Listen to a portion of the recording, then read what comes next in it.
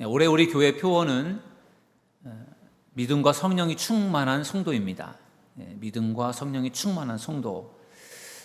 올해 목회 계획을 이제 작년에 목회 계획을 세우면서 우리 교회 표어를 믿음과 성령이 충만한 성도 이렇게 정하면서 올해 목회 계획 중에 설교에 대한 계획들도 좀 대략적으로 잡아보았는데 그 중에 믿음에 관한 설교를 이제 계획했습니다. 믿음의 사람들에 대해서 이제 설교를 계획하면서 믿음 시리즈로 설교를 준비했는데 앞으로 아마 10번에서 15번 정도 믿음의 사람들에 대해서 같이 말씀을 나누게 될 것입니다. 오늘은 첫 번째 시간으로 아브라함의 믿음에 대해서 말씀을 나누려고 합니다. 여러분, 우리 그리스도인들에게 있어서 믿음은 그 무엇보다도 중요한 것입니다. 믿음이 없이는 하나님을 기쁘시게 할 수가 없습니다. 믿음이 없이는 우리가 구원받아 천국에 갈 수도 없습니다. 그렇기 때문에 우리 그리스도인들에게 믿음은 그 무엇과도 바꿀 수 없는 거예요. 여러분, 순교자들이 순교하면서도 믿음을 지켰잖아요. 그 믿음을 목숨과 바꾼 거예요. 그만큼 순교자들의 신앙이 중요한 것이고 순교자들은 그 순종의 달인이에요. 오늘 우리가 읽은 본문의 말씀 속에 하나님께서 아브라함에게 명령하십니다. 아브라함아, 너는 너의 고향과 친척과 아버지의 집을 떠나서 내가 너에게 보여줄 땅으로 가라. 난데없이 하나님께서 어느 날 아브라함에게 고향을 떠나라. 너의 아버지 집을 떠나라. 그러면서 내가 너에게 보여줄 땅, 그 땅이 어떤 땅인지 모르겠지만 너가 그 땅으로 가라. 이렇게 하나님께서 말씀을 하십니다. 그때 아브라함이 어떻게 행동을 합니까? 창세기 12장 4절에 보니까 이렇게 말씀합니다. 이에 아브라함이 여호와의 말씀을 따라갔고 롯도 그와 함께 갔으며 아브라함이 하란을 떠날 때에 75세였더라. 아멘. 하나님께서 아브라함에게 고향을 떠나라. 내가 보여줄 땅으로 가라. 이렇게 하나님이 명령하시니까 아브라함이 여호와의 말씀을 따라갔다. 이렇게 말씀하고 있어요. 하나님의 그 말씀, 그 명령을 따라갔다라는 것이죠. 이것은 하나님의 말씀에 순종했다라는 거예요. 하나님이 가라고 한 그 땅으로 갔다라는 거예요. 여러분, 이것이 아브라함의 순종임을 믿으시기를 주님의 이름으로 축원합니다. 이때 아브라함의 나이가 75세였더라. 이렇게 성경은 말하고 있어요. 여러분, 75세의 나이에 고향을 떠나서 미지의 그 세상으로 간 거예요. 1950년도에 태어나신 분들이 지금 75세예요. 이종춘 장로님이나 김춘수 장로님, 그 부분들, 공인표 장로님, 이분들이 거의 그 나이에 계신 분들이거든요. 근데 이 나이에 계신 75세 분들이 75세가 되어서 지금까지 살아왔던 고향을 떠나서 전혀 알 수 없는 곳에 가서 산다. 그게 여러분 쉬운 일이겠습니까? 정말 힘든 일이에요. 더군다나 아브라함 시대는 시족 사회이기 때문에 가족들, 가문들, 친척들이 다 같은 곳에 모여 살았어요. 동네에 있는 모든 분들이 다 가족이고 친척이에요. 그런 곳에서 살았는데 그곳을 떠나서 아무도 모르는 곳에 간다. 이것은 거의 죽음과 같은 그러한 굉장히 어려운 일이었다고 합니다. 근데 하나님께서 아브라함에게 그렇게 힘든 그러한 명령을 내렸는데 아브라함이 거기에 순종을 해요. 여호와의 말씀을 따라가는 것입니다. 여러분, 이것이 아브라함의 순종하는 믿음임을 믿으시기 바랍니다. 믿음장으로 알려져 있는 히브리서 11장에 보면 거기에도 아브라함에 대한 말씀이 나와요. 히브리서 11장에는 아브라함의 믿음을 이렇게 소개합니다. 우리 한번 읽어보시겠습니다. 히브리서 11장 8절입니다. 시작. 믿음으로 아브라함은 부르심을 받았을 때 순종하여 장래 유업으로 받을 땅에 나아갈새 갈 바를 알지 못하고 나아갔으며. 아멘. 아브라함의 이야기인데 창세기 12장에 나오는 말씀하고는 좀 또 다른 부분이에요. 여러분, 아브라함이 하나님께서 부르셨을 때, 그에게 명하셨을 때 그가 순종을 했다 이렇게 말합니다. 순종할 수 있었던 중요한 이유는 믿음이에요. 믿음으로 순종했다는 거예요.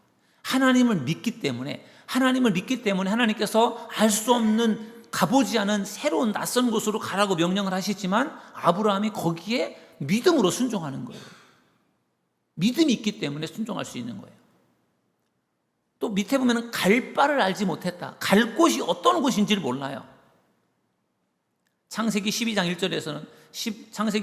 1절에서는 내가 너에게 보여줄 땅으로 가라 이렇게 말씀하고 있는데, 히브리서 11장 8절에서는 갈 바를 알지 못하는 그곳으로 갔다라는 거예요. 그곳이 어디인지 한 번도 가본 적이 없고 본 적도 없고 들어본 적도 없는 곳에 가는 거예요. 그렇게 할 수 있었던 중요한 이유, 아브라함의 믿음 때문인 줄로 믿습니다. 믿음이 있으니까 하나님께서 말씀하시는 것에 그대로 따라가는 거예요. 과연 여러분에게는 순종하는 믿음이 있습니까? 아브라함은 하나님이 고향을 떠나라 이렇게 말씀하실 때 묻지도 따지지도 않고 순종을 했어요. 그 이유는 하나님의 선하심을 믿었기 때문인 줄로 믿습니다. 어느 날 하나님께서 요나라는 사람에게 말씀하십니다. 요나야, 너 저 니느웨 성에 가서 거기 가서 하나님의 말씀을 전하고 와라. 그렇게 하나님께서 요나에게 명령하실 때 요나가 예, 하나님 알겠어요. 그렇게 하겠습니다. 이렇게 대답을 합니다. 그리고 요나는 니느웨로 가지 않고 다시스로 가는 배를 탑니다. 하나님이 말씀하실 때는 하나님 앞에서는 예스 이렇게 대답해 놓고 뒤돌아서는 엉뚱한 곳으로 가는 거예요. 여러분, 요나가 왜 그렇게 했죠? 우리가 요나서를 잘 알고 있잖아요. 요나는 니느웨에 가기 싫었어요. 니느웨는 어떻게 보면 이스라엘과의 원수의 나라이고 그곳에 있는 사람들은 하나님을 믿지 않는 사람들이고 그곳에 가서 말씀을 전해봤자 그들이 들을 리도 없고, 아니 그들에게 말씀을 전하고 싶지도 않고, 그런 마음들이 요나의 솔직한 마음이었어요. 그래서 요나는 하나님이 가라고 했지만 그곳에 가지 않았습니다. 요나 생각 속에는 그저 내가 말씀을 전하고 싶은 곳에, 말씀을 전하기 좋은 곳에 가서 전하면 되겠지라는 생각으로 니느웨가 아니라 다시스로 가는 배를 탄 거예요. 가던 도중에 풍랑을 만나게 되고 요나가 또 제비뽑기에 뽑혀서 물속에 던져지게 되고 큰 물고기에 잡아먹히게 되고, 그리고 물고기 뱃속에서 3일 동안을 머물게 되고, 그러니까 우리가 잘 아는 말씀이잖아요. 그리고 요나가 물고기 뱃속에서 3일 동안 회개를 하잖아요. 하나님, 제가 잘못했어요. 불순종하고 하나님 말씀대로 순종하지 않다가 제가 이렇게 되었는데 하나님 한 번만 기회를 주세요. 저를 좀 살려주세요. 이렇게 3일 동안을 기도한 거예요. 그때 하나님께서 큰 물고기를 명해서 요나를 토해내게 하셨고, 그리고 요나가 결국은 니느웨에 가서 말씀을 전하게 되지 않습니까? 요나는 하나님께서 니느웨에 가서 말씀을 전하라 그렇게 말씀하셨을 때 하나님 앞에서는 예스라고 대답을 해놓고 엉뚱한 행동을 하다가 고생을 하고 결국은 하나님께서 처음에 말씀하신 곳에 가서 말씀을 전하게 되었어요. 여러분, 이것이 인간의 모습이에요. 인간의 모습. 하나님의 말씀대로 순종하면 그게 좋은 것인데, 하나님의 말씀대로 순종하지 않고 내 마음대로 하려고 하다가 고생은 고생대로 다 하고 결국은 하나님께로 돌아오는 것이 인간의 모습 아니겠습니까? 여러분, 요나와 같은 어리석은 자가 되지 않기를 주님의 이름으로 축원합니다.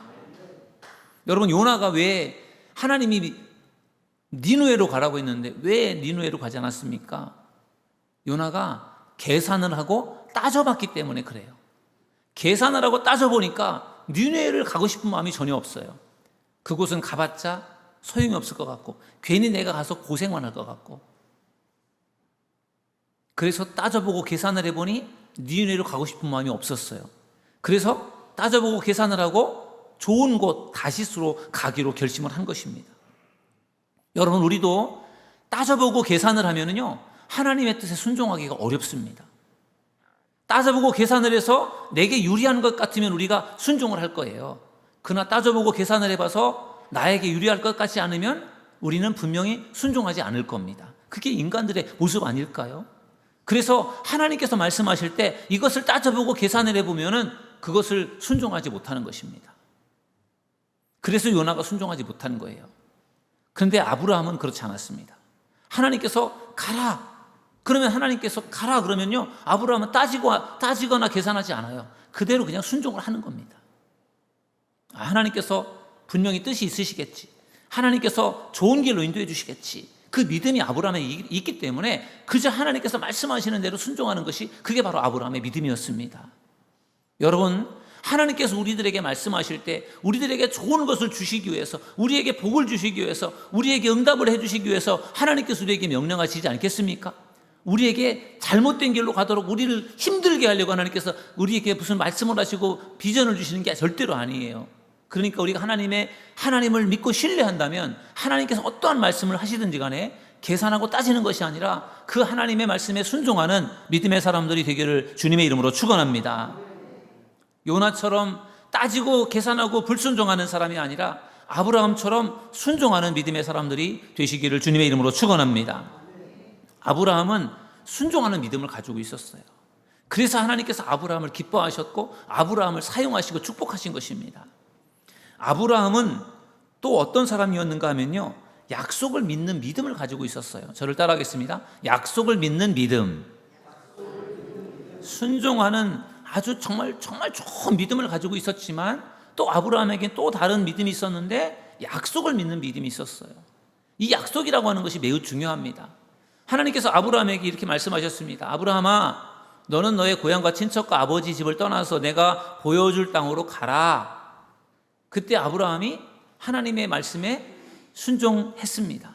그런데 하나님께서 아브라함에게 12장 1절에서 내가 보여줄 땅으로 가라 이렇게만 하나님이 말씀하시지 않았어요. 2절 3절의 말씀을 보면은 하나님께서 너가 그렇게 하면 내가 너에게 이러한 복을 주겠다 이렇게 약속의 말씀을 주셨어요. 그 약속의 말씀이 창세기 12장 2절에 나옵니다. 우리 창세기 12장 2절을 같이 한번 읽어보실까요? 시작. 내가 너로 큰 민족을 이루고 내게 복을 주어 내 이름을 창대하게 하리니 너는 복이 될지라. 아멘.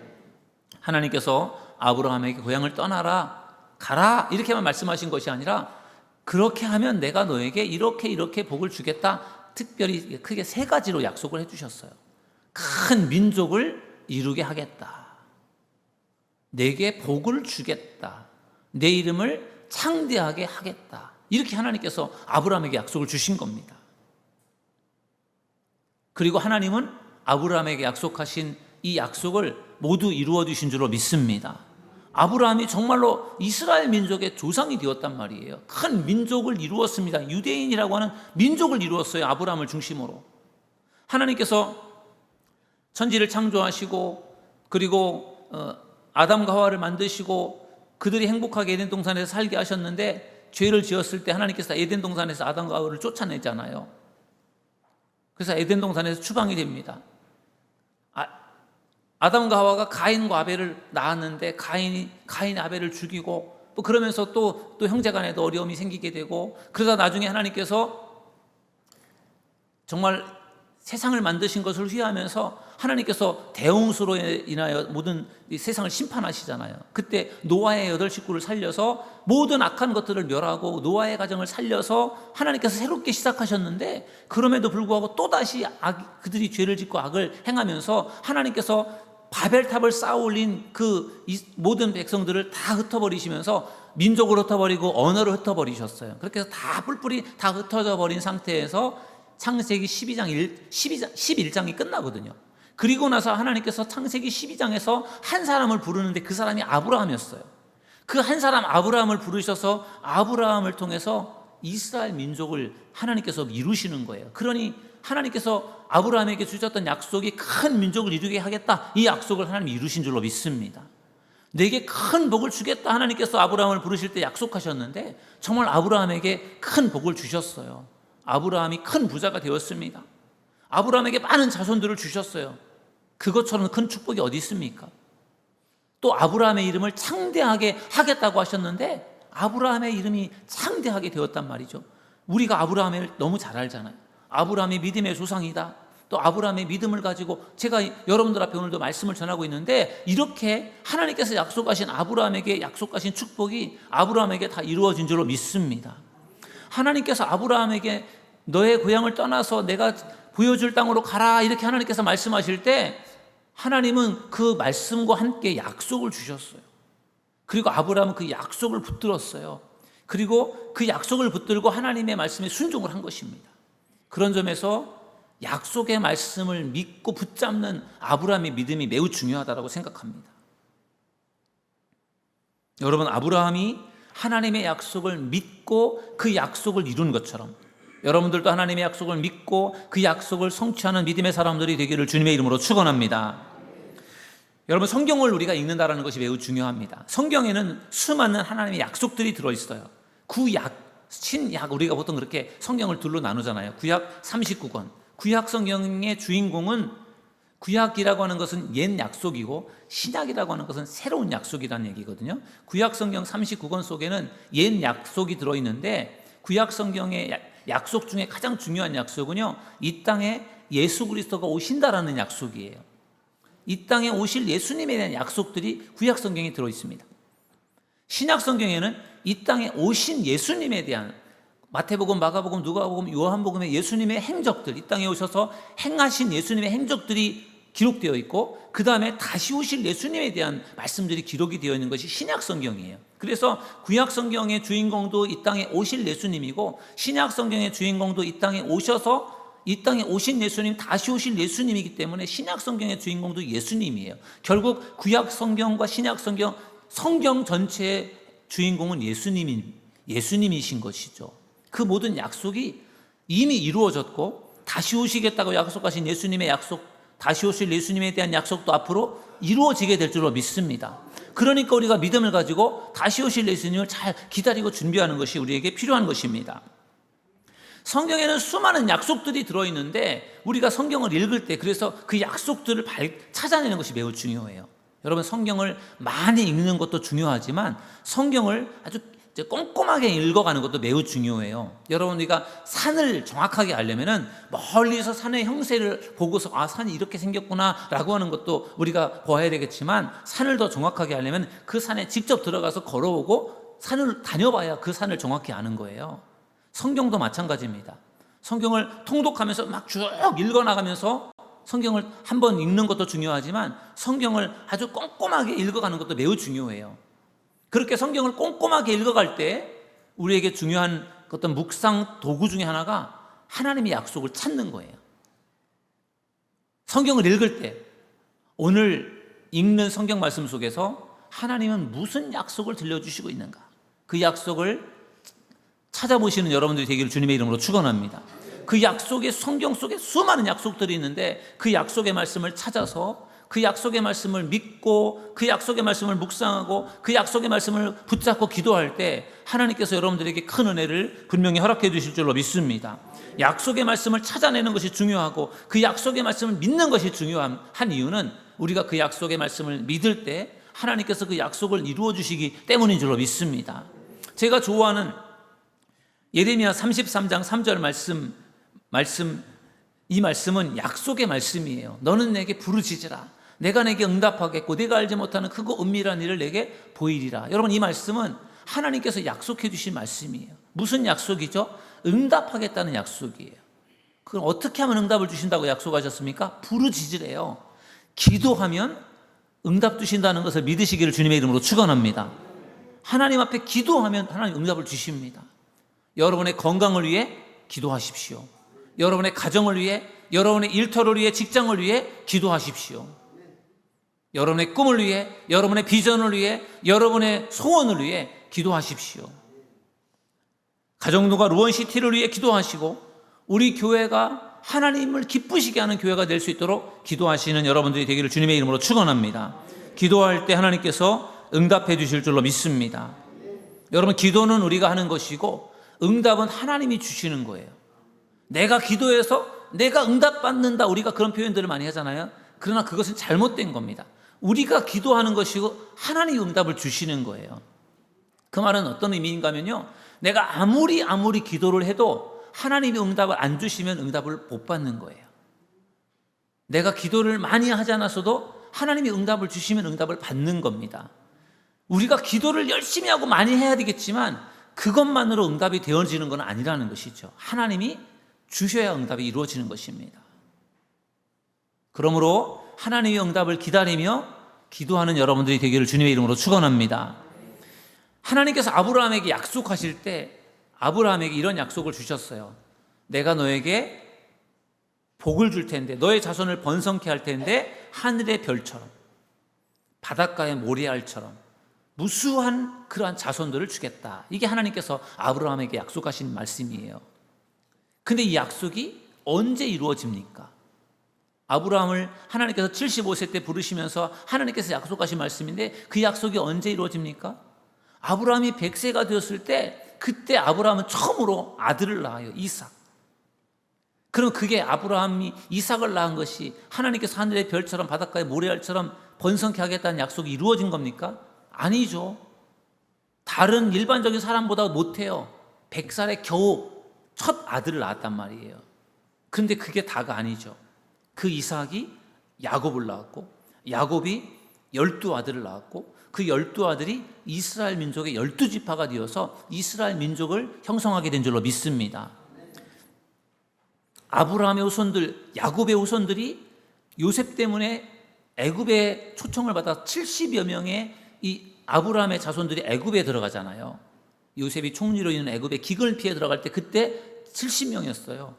근데 430년 동안 종살이를 하다가 애굽을 탈출해 나올 때 몇 명이 되었죠? 장정만 20세부터 50세까지 전쟁터에 나가서 싸울 수 있는 20세부터 50세까지의 장정만 60만 3,550명이었어요. 70명이 들어가서 430년이 지났는데 60만 3,550명, 이것은 군인의 숫자이고 남녀노소를 다 합하면 최소한 200만에서 300만 명이 되었다라는 거예요. 어떻게 보면 숫자적으로 따져보면 430년 동안 70명이 이렇게 많아졌다라고 하는 것이 사실은 좀 이해하기가 어렵지만 하나님께서 정말 아브라함에게 내가 하늘의 별처럼 바닷가의 모래알처럼 번성케 하겠다고 하는 그 약속을 하나님이 이루어 주신 줄로 믿습니다. 그게 순식간에 하루아침에 이루어진 게 아니에요. 오랜 시간을 두고 이루어졌습니다. 여러분, 하나님의 응답은 우리가 바라고 기대하는 것처럼 순식간에 이루어질 때도 있지만 그게 우리가 원하는 대로 순식간에 이루어지지 않을 때도 참 많습니다. 그래서 하나님은 반드시 응답을 하시는데 그 하나님의 때를 믿고 기다리고 인내하는 믿음의 사람들이 되기를 주님의 이름으로 축원합니다. 그럼 하나님께서 반드시 응답을 주실 줄로 믿습니다. 아브라함은 순종하는 믿음을 가지고 있었고 아브라함은 하나님의 약속을 믿는 믿음을 가지고 있었어요. 그래서 그 믿음을 가지고 끝까지 하나님을 신뢰한 거예요. 그리고 아브라함의 믿음에는 여러 가지가 있겠지만 마지막으로 여러분들과 나누고 싶은 아브라함의 믿음은 뭐냐면요, 시험을 이기는 믿음입니다. 저를 따라하겠습니다. 시험을 이기는 믿음. 아브라함의 믿음의 정말 훌륭한 부분은 이 부분인 것 같아요. 시험을 이길 수 있는 믿음. 순종하는 믿음도 정말 중요한 믿음이고, 그리고 약속을 믿는 믿음도 너무 중요한데, 시험이 왔을 때 이 시험을 이겨낼 수 있는 믿음이 아브라함에게 정말 돋보이는 믿음인 것 같습니다. 아브라함이 100세에 아들을 낳았지 않습니까? 그때 아브라함 아내 사라의 나이가 90세예요. 정확하게는 91세예요. 아브라함 100세, 사라 91세. 그러니 100세 할아버지, 90세 할머니가 처음으로 자식을 낳았으니 얼마나 기쁘고 얼마나 즐거웠겠습니까? 이삭이 태어난 이후에 아브라함의 인생이 달라집니다. 여러 가지 많은 변화가 생기는데 그 중에서도 가장 두드러지게 달라진 부분이 있어요. 아브라함의 인생의 우선순위가 달라져요. 그 아들 때문에. 지금까지 아브라함의 인생의 우선순위는 하나님이었습니다. 하나님이 가라 하면 가고 하나님이 서라 하면 섰고 하나님의 말씀에 가장 우선순위를 두고 하나님께 가장 우선순위를 두고 살았어요. 그런데 아브라함이 이삭을 낳았습니다. 그러면서 아브라함의 우선순위가 하나님이었었는데 이삭에게로 바뀌게 되는 거죠. 그만큼 아브라함이 이삭을 사랑한 거예요.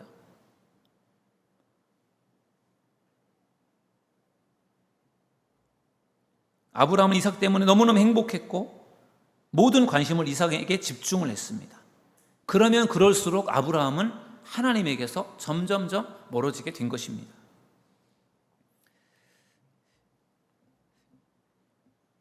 우리 교회 성도님들 보면은 이제 손주들이 있는 우리 교회 우리 장로님이나 권사님들 보면은 보통 자기 스마트폰에 손주들 사진을 담아가지고 다닙니다. 화면에 손주들의 사진이 있고 또 동영상 같은 것도 많이 가지고 있어요. 그걸 보면서 손주를 이뻐하는 거죠. 또 사람들에게도 그걸 보여주면서 우리 애야 이렇게 하면서 그 손주를 너무너무 사랑스러워하고 너무너무 그거를 뿌듯해 하시는 그런 모습들을 종종 봅니다. 자식보다 훨씬 사랑스럽다 손주가, 그렇게 말씀하시더라고요. 그럴 수밖에 없는 게 자식은 잘 모르고 애가 예쁜지도 모르고 또 바쁜 때 태어나서 애를 너무너무 예뻐해주고 사랑해줄 수 있는 그런 시간을 보내지도 못하고 훌쩍 시간이 지나버리는 경우들이 많거든요. 그리고 그때는 애가 예쁜지도 잘 모르고 그렇게 지낼 수가 있어요. 근데 이제는 이 손주가 나오면 이제는 나이도 많이 들었고 또 그 아이가 너무너무 사랑스러운 그런 마음들이 전에 있지 않았던 또 그런 마음들이 또 생긴다고 해요. 그래서 그 어린 손주들이 그렇게 예쁘다고 하고 손주들에게 어찌할 바 몰라 하는 그 할머니 할아버지들은 참 많지 않습니까? 그렇게 자식이 또 자식을 낳으면 그렇게 예쁘다는 거예요. 아브라함과 사라가 이삭을 낳았을 때 얼마나 예쁘고 사랑스러웠을까요? 손주도 아니에요. 아들이에요. 근데 그 아들을 100세에 낳았어요. 90세에 낳았어요. 도저히 불임으로 아이를 낳지 못할 줄로 생각했던 사라가 90살이 되어서 아들을 처음으로 낳은 거예요. 그러니 손주보다도 더 예뻤겠죠. 정말 그런 늑둥이가 어디 있을까요? 그러니 얼마나 그 이삭이 사랑스러웠겠습니까? 그래서 정말 손에서 내려놓지도 않고 그냥 아마 이삭을 그렇게 키웠을 것 같아요. 그러면서 아브라함의 모든 관심은 이삭에게로 집중될 수밖에 없었던 것이고, 그런 상태에서 하나님께서 어느 날 아브라함에게 이렇게 말씀하시죠. 아브라함아, 너의 아들 이삭을 데리고 저 모리아 산에 가서 그 이삭을 번제물로 드려라. 정말 엄청난 하나님께서 말씀을 하신 거예요. 이것은 하나님이 정말 이삭을 제물로 받으시고 싶어서 이렇게 말씀하신 것이 아니라 시험이었다고 성경은 말하고 있어요. 히브리서는 이것이 분명한 하나님의 시험이라고 말합니다.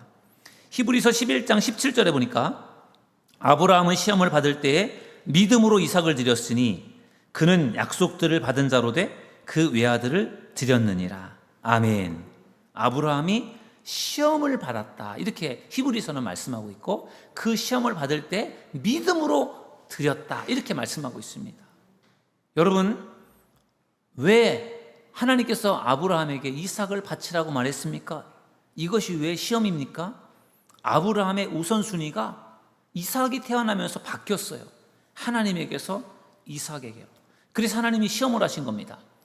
아브라함이 하나님을 사랑하는지, 아브라함이 이삭을 사랑하는지, 둘 중에 하나를 선택해라. 하나님께서 그런 문제를 주신 거예요. 하나님께서 아브라함에게 이삭을 제물로 바쳐라, 그 말씀에 순종을 하면, 하나님의 말씀에 순종을 하면 이삭이 죽는 거잖아요. 그리고 이삭을 살리려면 하나님의 말씀에 불순종을 해야 된단 말이죠. 그래서 지금까지 아브라함은 하나님의 말씀을 순종하며 왔는데, 그러나 하나님의 명령을 불순종한다는 것이 아브라함에게는 또 있을 수 없는 일이고, 그렇다고 해서 이삭을 죽이는 것도 이게 쉬운 일이 아니고, 그래서 이게 시험인 거예요. 둘 중에 하나를 선택하는 것이 너무 어려운 거예요.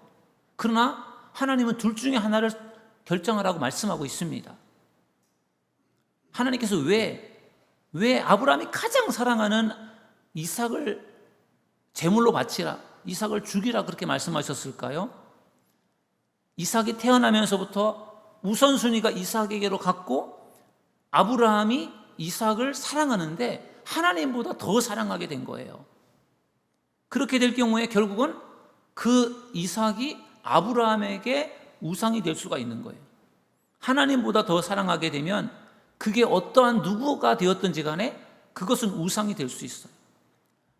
사랑하는 자식들이 하나님보다 우리가 더 사랑할 때 우상이 될 수 있어요.